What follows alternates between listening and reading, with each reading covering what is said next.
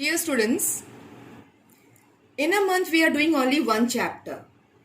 So till now, so far we have done the first chapter and the second chapter, for which I have uploaded the video class. Hopefully you have gone through that. Let's start with the third chapter, agriculture. What do you mean by agriculture? Agriculture means the cultivation of soil to grow crops. Now, how many types of farming are there? There are two types of farming, subsistence farming and commercial farming. Let me explain you in short. Subsistence farming means the farming where the farmers grow the crops for their domestic consumption, that is not produced for sale. Commercial farming, these crops are grown to earn profit with the aim of selling the produce in the market to earn profit. Let's move on to the next topic, in detail. At first, we will take subsistence farming. They are classified into two parts, primitive subsistence farming and intensive subsistence farming. What do you mean by primitive subsistence farming? Primitive means the age-old method of doing cultivation of crops. It was started by the tribal groups in the dense tropical forest of Congo Basin, in India, in Chotanagpur Plateau region. Here you will learn about two definitions, that is, or a name of two agriculture, that is slash and burn agriculture, which is also called as, has the other name, shifting agriculture. Now, why it is called as slash and burn agriculture? This group of people or the tribals, they used to clear the patch of forested land by cutting, slash means cutting, and burning the trees and bushes. So the name came here, slash and burn agriculture. Cultivation was done in the cleared land and using the primitive tools, old tools, age-old methods of digging the earth surface or soil to grow the crops. And generally they used to grow tapioca, cassava, maize. After 3-4 years, this group of people, they used to move away from that place because the soil, by the time the soil becomes infertile, the people then shift to another part of the forest where they clear the forest again and do the same process for the agriculture or cultivation of crop. So this slash and burn got the other name, that is shifting agriculture. Now, shifting agriculture nowadays has been asked to stop. Why? Because it has some disadvantages like soil erosion. Then it results in the loss of biodiversity, that is different type of animals or the creatures who lives in the forest, they are vanishing now. We are not able to find them. We are not able to see them. And along with all these, the main important cause to stop this is because they are harmful for the environment. Second part of subsistence farming is intensive subsistence farming. It is done in the densely populated regions of the world like China and India. Here the plots of the lands are small because it's densely populated, more populations are settled, or it is more number of people settles in one place. So plots of land are small. Since densely populated, they have sufficient human labor. So mainly for the cultivation, human labors are used. Since the plots of land are small, so it is difficult to use machines. And generally, they grow crops like cereals which can satisfy the first need of the people like rice, cotton, such crops are wheat, oilseeds, such crops are grown. Let's move on to the next type of farming, commercial farming. It is also classified into two parts, that is extensive commercial farming and plantation agriculture. Extensive commercial farming is done in the sparsely populated regions. So if you are asked to compare between the intensive and the extensive, this could be the first point to differentiate. Sparsely populated region, as we have learned in intensive, densely populated region. Here we have small plots of land. In the extensive, since number of people are less, so you have vast land or large areas of land, abundant land. Since less population and you have vast areas of land cannot be done by the humans, so machines are used.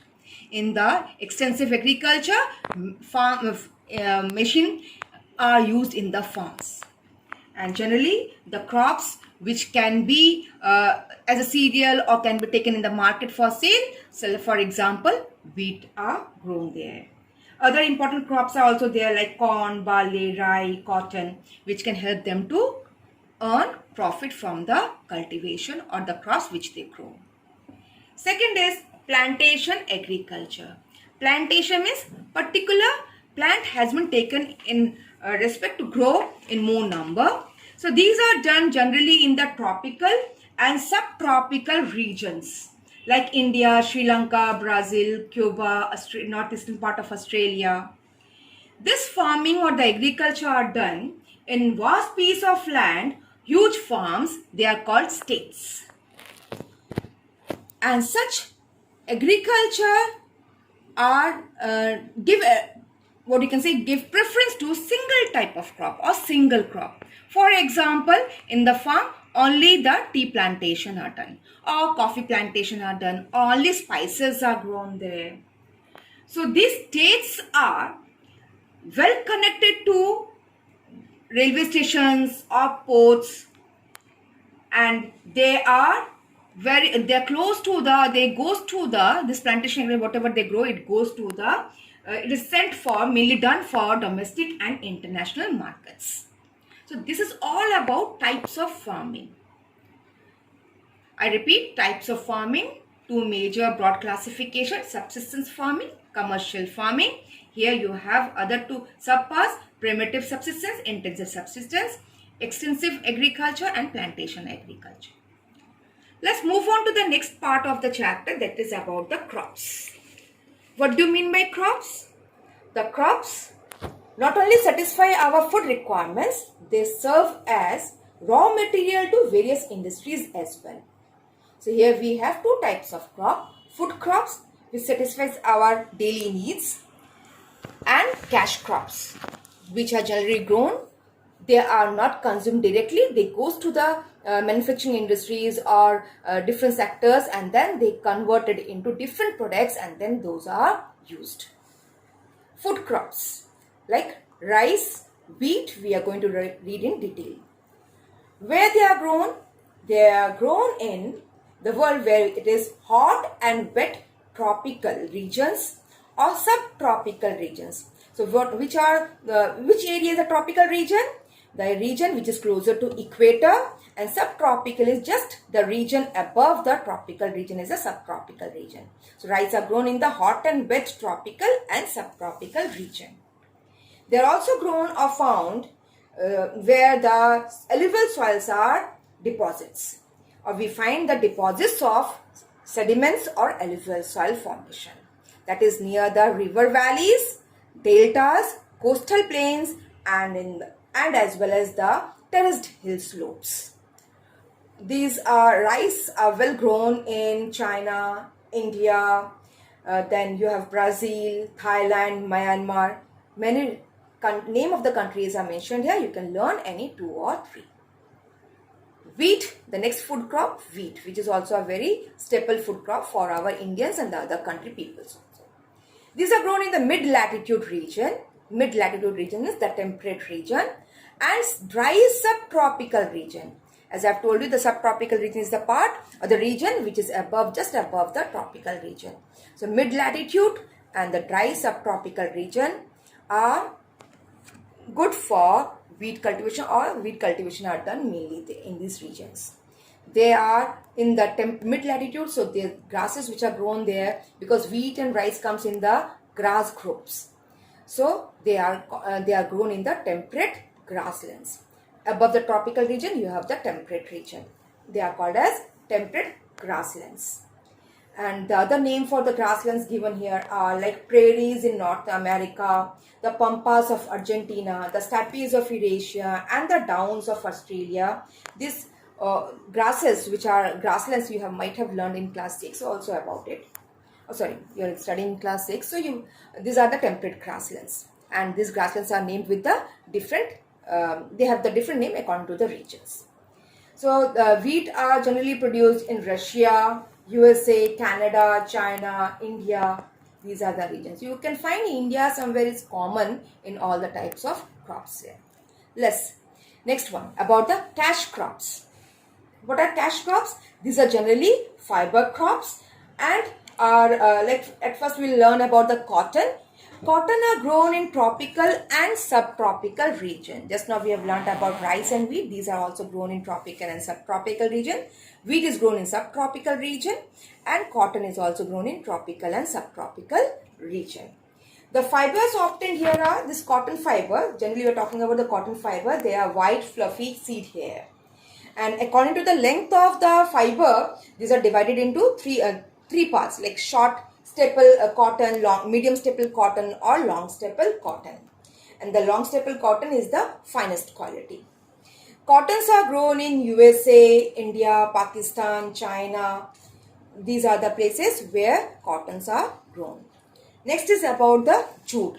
Another one more, this is also a fiber crop, jute, which is also called as golden fiber because of its color.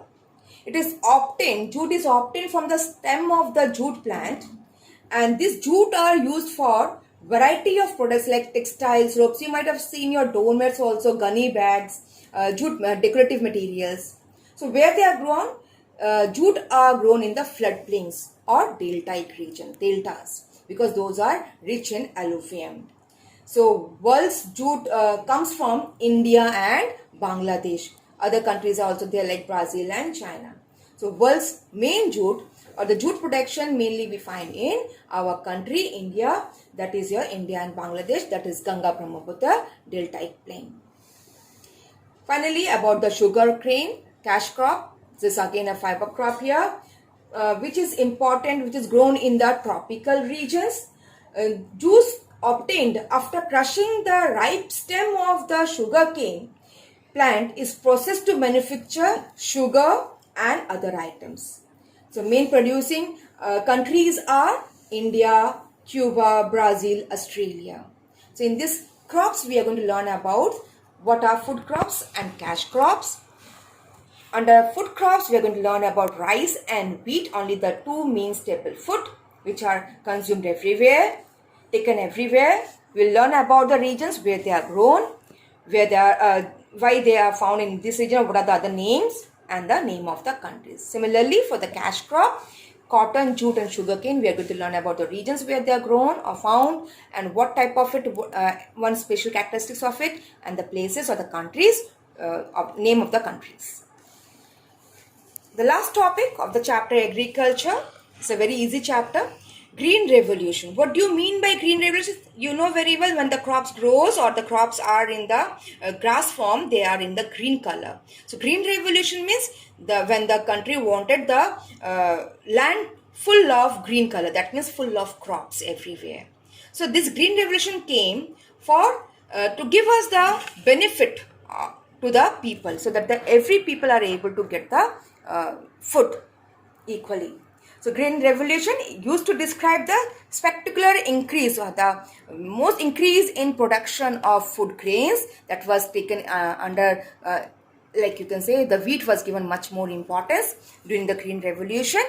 And for this they have introduced the package technology, which needs or which undertakes 3 points, 3 inputs. High yielding variety seeds, which is also called as HYV seeds, adequate irrigation water supply to the fields, and chemical fertilizers to increase the fertility of the soil, to increase the production in the field. So package technology was also introduced during the green revolution so that they can give the 3 main inputs to increase the production in the field. Finally, about how can we reduce the problem of the agriculture, because we have small pieces of land after the divisions between the brothers and all. Consolidating land holdings. So if the farmers are having small pieces of land, that should be put together so that they can have a big area and so that they can use the machines in the farm. Rural electrification. As we know, agriculture areas are generally in the rural area, so that rural area or the region should be having the good electricity facility so that they can have the irrigation. They can make use of the irrigation water facility, that is the artificial way of supplying water to the field. Farm mechanization. Just now I was talking about, if the land holdings becomes bigger, in the machines can be used in the farm properly so that they can irrigate, or they can what you can say, use the full field or complete area for the good production. Credit facility. Credit facility from the banks, from the government, that can also boost up the what you can say, ideas, or boost up the farmers to go for more production of the particular crop, whatever they are growing there. So this all can boost up the agriculture output. So green revolution, we are learning here about the Dr. Norman Borlaug, the American agronomist, who has said about the package technology to increase the production in the agricultural field. So that's all about the agriculture chapter in class 6. Go through the chapter. When you are listening this video class, please open the book and go through it carefully. Thank you, students.